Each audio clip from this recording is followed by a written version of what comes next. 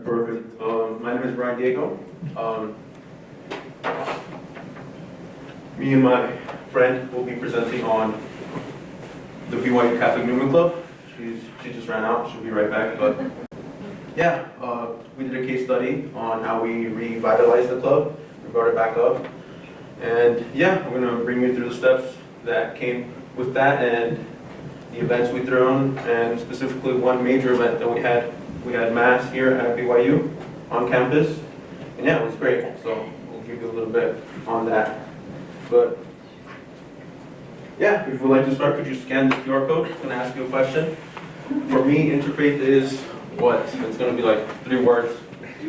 But yeah, we'll take a minute or two. Just whatever pops in your mind. If you can't think of anything, talk to your neighbor, see what they think, bounce around some ideas. But yeah.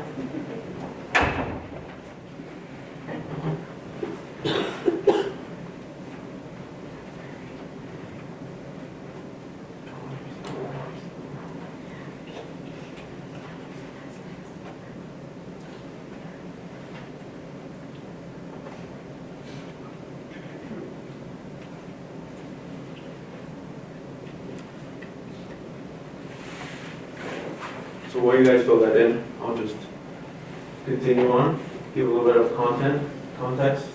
So we're part of the BYU clubs.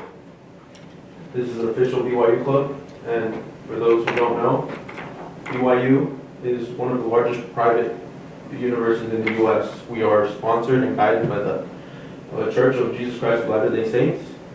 Our student body is around 35,000 students, the vast majority being LDS, with only 1% of students being non-LDS. Catholics make up the second largest faith group on campus with around 70 students. But yeah, the environment here, it emphasizes faith and academics, kind of ties it together. One of the goals of BYU is to foster a lifelong full of learning and service. I feel like that's super special. It's one of the reasons that kind of brought me into here. Even though I'm Catholic and I don't share the same beliefs as my peers, I feel like it was a great opportunity to get that education. But in the same time, kind of grow as a person spiritually, personally, mentally. I feel like that was great. I feel like this is great quality of the school. But to start giving a bit of information about the club, the BYU Catholic Newman Club was first founded in 1997. This was early on the internet, like pre-internet, I guess. So we don't have too much records. There's a couple articles that are archived, but we don't know who started it, names or anything like that. We tried to look it up, but we couldn't find anything. But yeah, it started a long time ago. Fernanda will kind of give more details on how we kind of revitalized the club. But yeah, it's been through its ups and downs. But one thing I can tell you is why it's called the Newman Club. It's named after John Henry Newman, which at the time was called venerated John Henry Newman. That was prior to 2019. 2019 is when he got canonized as a saint by Pope Francis, the Pope that predecessors the Pope today, Pope Leo. But yeah, Newman was Anglican for half his life, and then Catholic for the other half. And he supported both religions. He did research, he wrote, he preached for both religions, and he had a significant impact on both. But for the Catholic Church, he pioneered how the Church teaches today, after a period of lack of acknowledging history. But most notably, Newman was a scholar, and he understood that and proclaimed that students should combine their faith together with their university education. Something that we kind of take for granted here at BYU. Many universities don't have that. And yeah, it's good to see that Newman has over 2,000 clubs over the U.S. At universities named after him. And he's a patron saint of students. But yeah, it's kind of his overall mission as the club, our organization, is to kind of tie in that education with your faith. I feel like, to me, that's been a powerful thing.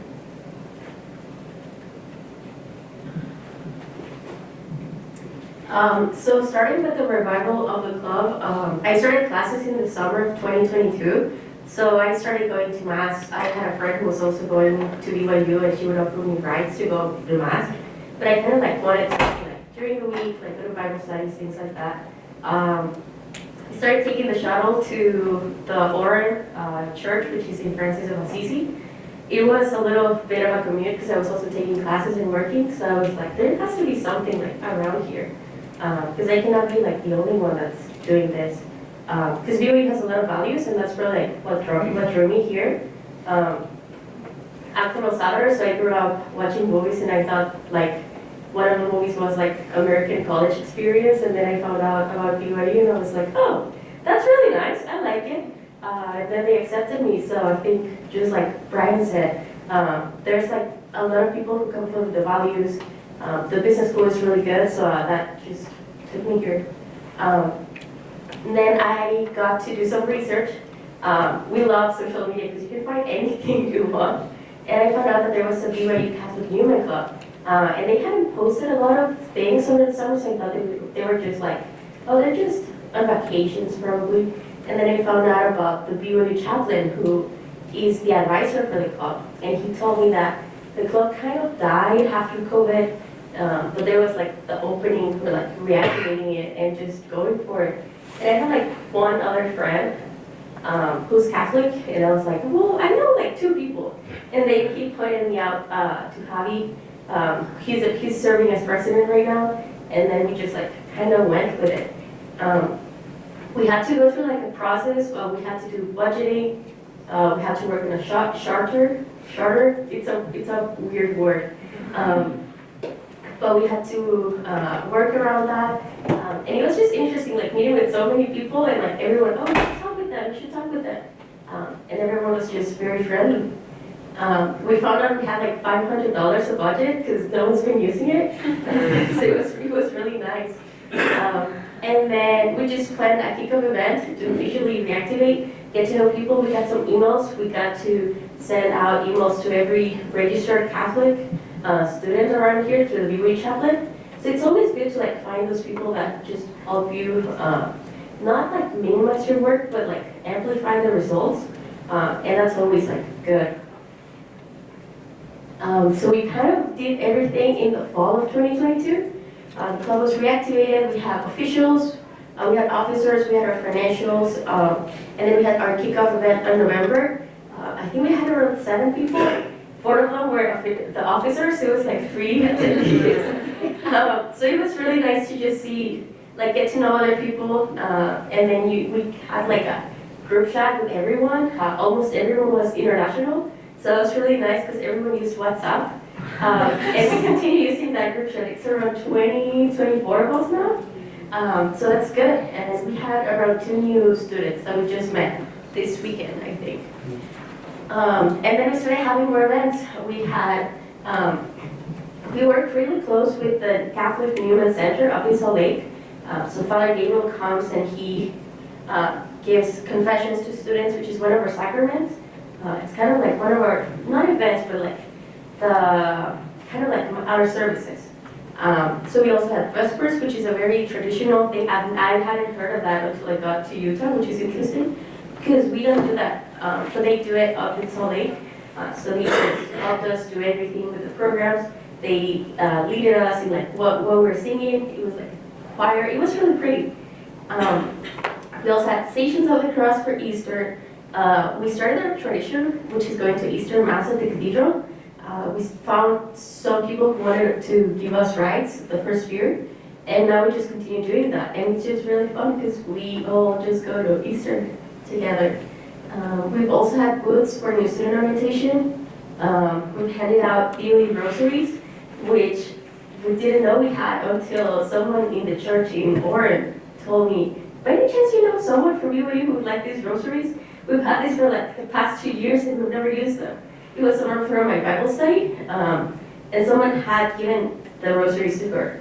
And then she just kept them, and then she just gave them to me, which is, it's just interesting how there are a lot of, we call them divine intervention, but it can also be like coincidences. In Spanish we call them diosidencias, like God coincidences, which is, I don't know, I think it was really interesting. Everything was falling together. We've also been able to partner with IFSA Opening Social. They've been just really great at just keeping us, having events, giving us support, just asking what we need, and just, they let us know that we have a place to be here at BYU, and that's really nice. We've also had posadas, and we've got to partner with IFSA and Latinos Unidos too, because posadas can be as religion or a cultural activity during Christmas. But I think that all the time we've always had Mass as like, oh, we should do Mass at some point, because that's like the biggest form of service that you can attend as a Catholic. And then, yeah, this is a couple of us. I feel like at some point it only feels like we're just hanging out as friends. We just go out to eat, we go on hikes, we pray the rosary. That's the Bible study at Utah Valley University. It's just all of us just trying to like do the good and try to find a place. I don't think it's like I think we've heard of the Utah bubble. I think it's like a Catholic bubble on a smaller scale. But it's just like, it grows to so many people that even though we're not Catholic, we have two of the best officers for the Newer Club who are not Catholic. And they just love us so much and we love them too. So it's just really interesting. And at the end of the day, you forget that you're doing, like, not schoolwork, but like, oh, you have an office, or you're doing like club work. You're just hanging out as friends.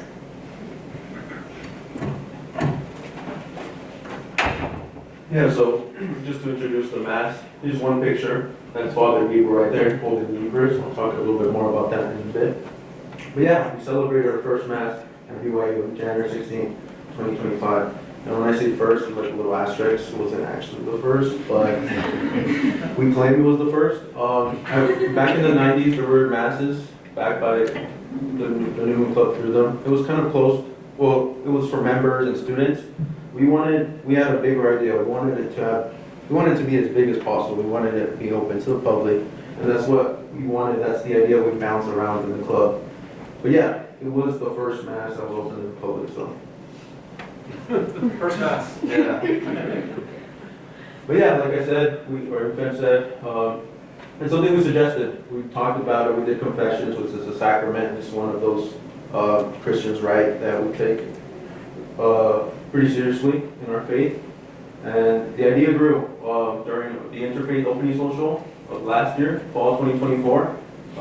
It was still an idea, we kind of just threw it out. It was kind of too late to take it back. We had to do it. We told all our club friends from different clubs, IFSA, the Muslims on campus, and we were going to do it. And so we had to do it now. With that came along a couple logistic details like the location, the date, finding a priest, and even getting approval from the BYU president. Like I said earlier, we wanted to go big. We wanted to have it open to the public. And with that, we had to jump a couple hurdles with some help of some very important people. But yeah, on October 14th, 2024, we got that approval, we got the green light, we just started, and then from there we started publicizing it. We started sharing a day, we started sharing details about it. We shared it to our club friends, we shared it to our students, flyers, everything. We overall wanted it to be a historical, meaningful meeting, event for students, not just Catholics. Like I said earlier, there's only a little bit of us. We wanted this to be a bigger thing for anybody who was interested, anybody who wanted to learn, anybody who wanted to participate. We ran into a couple challenges. One of the biggest was the use of wine for communion. Wine is essential for Catholic Mass. For those who don't know, Mass is a pretty thing, a beautiful thing. We do lots in Mass. It's like an hour every Sunday we go. We read from the Old Testament, the New Testament. We pray together, we sing together. It's great. But the most important part of the Mass is the Eucharist, the communion. Us Catholics, we believe that through a miracle we call it transubstantiation. We go from a wafer and wine, and it becomes the literal body and blood of Christ. And it's something that we find that's beautiful, and sometimes it's hard to believe, but that's the beauty in our faith, is having that faith in it.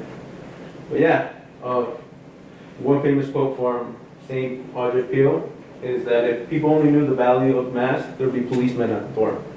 Just kind of highlighting the importance that sometimes we fail to, honestly, to realize. But yeah, since BYU is a LDS guided school, which abstains from alcohol, and Catholics find alcohol being a part of the most sacred tradition, what were we going to do?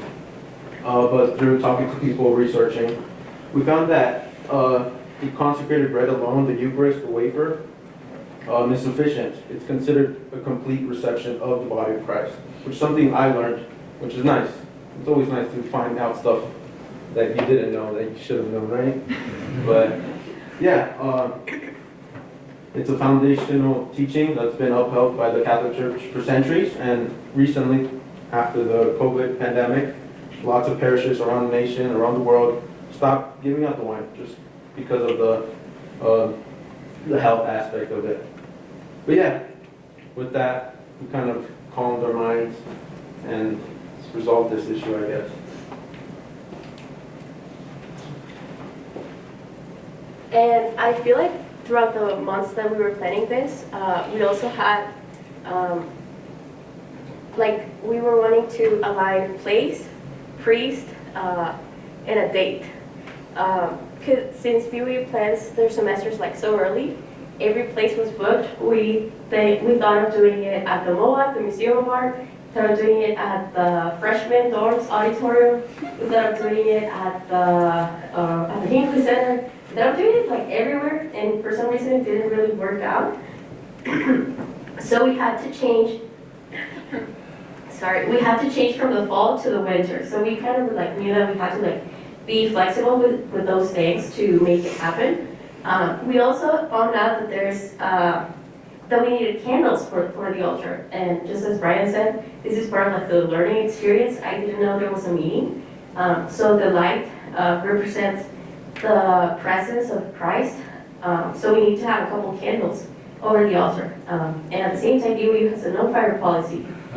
So everything was just interesting to be learning, why do we do this? We found out that priests celebrate Mass in prisons, and they use different candles, but that's for a security reason. But we worked with the BYU chaplain. He was very flexible with us. He helped us get all these things figured out. He talked with the fire marshal. It's always good to have connections that help you just again maximize results, because things get on the way, and it can be overwhelming, or you can feel I don't think that we should do the event. I think we probably thought about it at some point, but we just kept praying about it and talking with everyone. Finally, we had a date. Everything aligned. Everything worked out great. We had the fire approval. We had the priest. We had the date. We had the place, and everyone was just helping. I think we even had a meeting during winter break, and that was right before we came back to classes. And it was a moment of oh wow, it's a relief, everything's working great. Part of doing all of this was just collaborations, and I think that was the key for making it happen. I don't think that just the club would have been able to have this. I think we've had experience with 20, 30 people maybe, but it was a lot of organizations around campus. I think just receiving advice from when Utah Valley had a Mass over there was genuinely so helpful. They told us how to do this, how to get these things. Just working with the American Inclusion Belonging Society, they just helped us to make sure that everyone had a little bracelet to leave the Mass. And it was just really cool because everyone had, I think I still see people wearing it sometimes. I'm oh, that's nice. IFSA was so helpful. We had so many issues, and they were so patient and so helpful with everyone, and just letting us know that they can support us, and just keep that going. We've had a bunch of events going with the St. Catherine of Siena Newman Center, because Father Gabriel is the one who comes here to campus. they help us just work around all those things. He's a very busy priest. He travels a lot, so he was very, very, we were very thankful for having him on campus. And then we started working with civic engagement too, and everyone's just like really nice. They make you seem like they really care about you, and I think I've already said that a lot, but it's like a genuine relationship, not just like a transactional or like, oh, you have to check the box. And just working with the BOE Office of Belonging with the chaplain was great, because he knows like how all these things work, and he's been our advisor for the past years. And I think we would go with him and complain sometimes, and he would just listen and give you candy, so.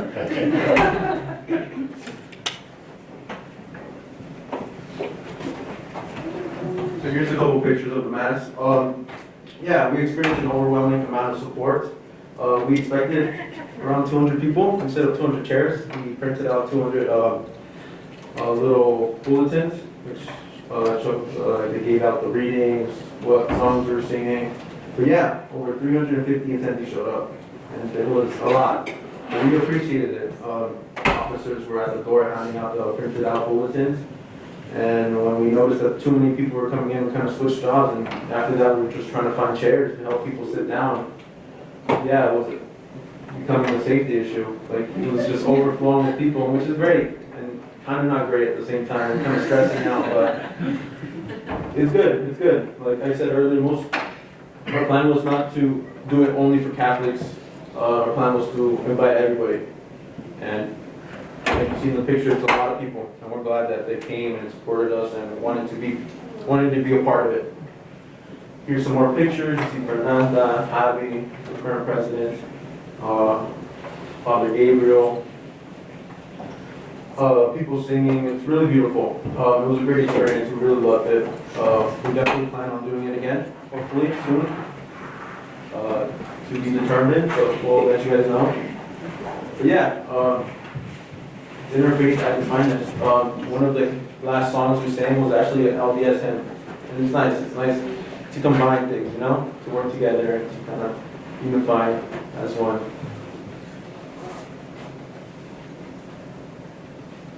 I think that's the link. Oh, no. Yeah, it was a great success. They covered the Mass on the Daily Universe. For those who don't know, it's the BYU newspaper. Catholic Vote, so Catholic medias, and then the Salt Lake Tribune, which is one of the biggest newspapers, media in the state of Utah, which is nice. It's glad many people supporting it, many people praising the club for what it has done, but we want it to continue. It's kind of hard at colleges, you know, because we rotate students every year. Some people leave, some people come. It's kind of hard to keep a club, especially the small size, to keep going, keep moving. That's why it kind of died off and got back up and died off again. It's kind of the course of these kind of things. So yeah, we want to keep doing this kind of stuff. We really enjoyed it. It was a great experience. It was great to share with other people who were interested. But yeah, I kind of just touched on that. It was great. It was great to kind of unify it together. No matter their faith, no matter our thoughts, our upbringings, or whatever. Things like that. That's what Interfaith is all about. And if you guys want to connect, if you guys are not from here, if you just want to see what the club's up to, or if you guys are at BYU and want to participate, want to join, want to be a part of this, just follow us on Instagram. This QR code just get used there. That'd be great. Yeah. That's our presentation. If you guys have any questions, we'll be happy to answer.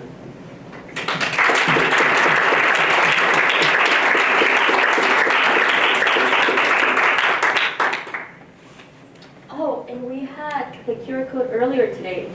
So, yeah. So we had our QR code earlier today, and these are a couple of the words that interfaith is for everyone. And I feel like they're all different. They all collaborate. They like complement each other. But I feel like it's just a matter of getting involved and seeing what we can learn and be transformed. Any questions? Yeah, God bless.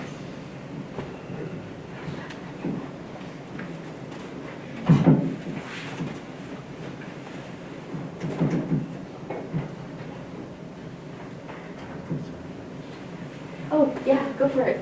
So, people from the LDS who came to Catholic Mass, do any Catholics go to LDS services? That's a good question. I went to, my roommate was giving us a talk. She was sharing her testimony. I'm meeting a couple, like 3 weeks ago, right before the semester started. So I got to go. They meet in the music building, so I think that's really nice that BYU students get to go to campus to receive like their services because it's so close. So yeah, I think we do. Yeah. I've heard of a lot of people going to, so it's easier to go to LDS service because your roommates can offer you rides and things like that. And a lot of people offer too, so yeah. Yes. What is one thing about the Catholic faith that you wish more LDS students and professors understood? Oh, that's a good question. I feel like this is probably, that's a good question. I don't know, that is a good question. I found like my experience has been that the Catholic Church is very welcoming. They allow guests, they allow you to enter our basilicas, our churches, our everything, be part of the Mass. Obviously, for those that don't know, the Eucharist is hold off to people who've been baptized in the church, who did the first communion in the church. But other than that, you guys, the doors are open. I feel like that'd be good, and I feel like that's a good answer. You guys are all welcome to participate, seeing, learn about the church, what we believe, and I feel like that should be true the other way around. I would love, I don't know, I feel like the LDS has been super welcoming. I've been to a bunch of services, all my friends invite me, and it's been great. It's been great to see the differences, see the similarities, but I feel like that'd be my answer. This is probably like a once in a year kind of thing, but on a random Wednesday, probably 1 or 2 students in our class might show up with a cross in the forehead. There's nothing wrong with that. It's just Ash Wednesday. And some people might try to go to Mass before classes or at the end of the day. But I don't think that's too often. It's just one Wednesday, that's it. Yes? I don't have a question so much as a reflection to share.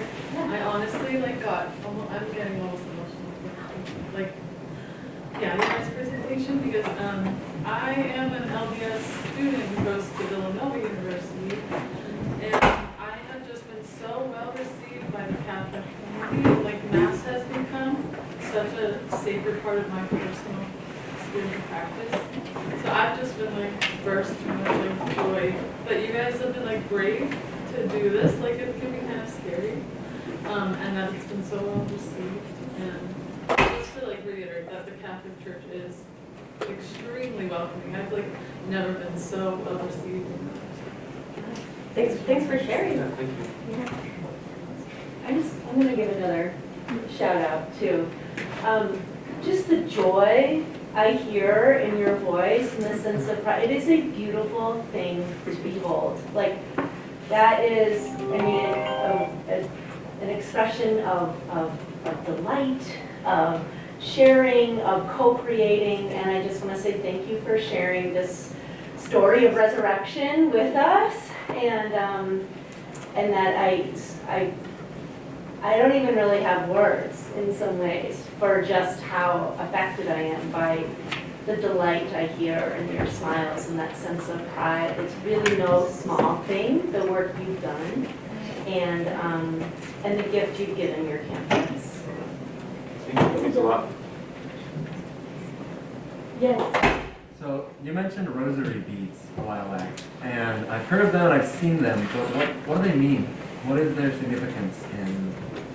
So I actually have one BYU rosary in my backpack. I'll show it to you. I'll start explaining, and hopefully I do a good job. They're a way for us to meditate on the prayers. They're called decades. They're separated by 10 prayers of the Hail Mary, which is one of the prayers, and then one Our Father. You kind of do that, I think it's 4 times, might be 5. But yeah, it's a way for us to meditate. And what I really enjoy about this is that it kind of incorporates stories from the Bible, the mysteries you might have heard from the rosaries. after you finish your one decade, which is 10, and one Father.